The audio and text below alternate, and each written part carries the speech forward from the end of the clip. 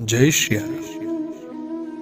Devotional ज्ञान channel में आपका स्वागत है। ये तो सभी जानते हैं कि राम को 14 साल का वनवास हुआ था।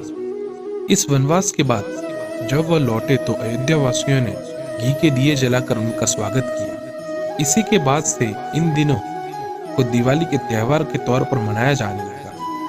मगर क्या कभी आपने यह सोचा है कि राम को 14 साल का ही वनवास क्यों हुआ, 10, 12 या 13 साल का क्यों नहीं? वाल्मीकि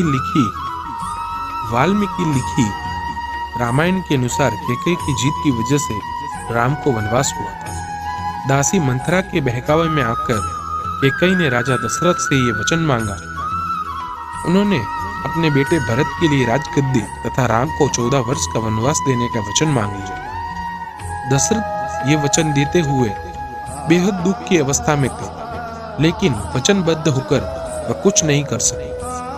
राम भी इसका विरोध कर सकते थे, लेकिन उन्होंने भी ऐसा नहीं किया। इसलिए कहा जाता है कि रघुकुल रीत सदा चली आई, प्राण जाए पर वचन न जाए। कैकेयी ने राम के लिए 10, 12 या 13 नहीं बल्कि 14 साल के वनवास पर भेजा था, क्योंकि वह इससे जुड़े प्रशासनिक नियम जानती थी।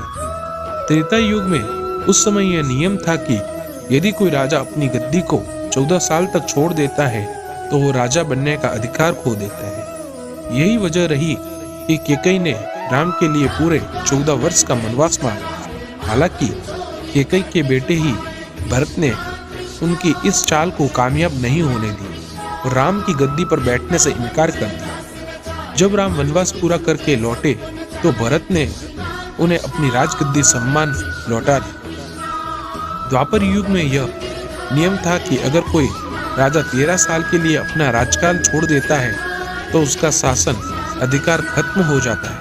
इसी नियम की वजह से दुर्योधन ने पांडवों के लिए 12 वर्ष वनवास और 1 वर्ष अज्ञातवास की बात रखी। श्यावर रामचंद्र की जय।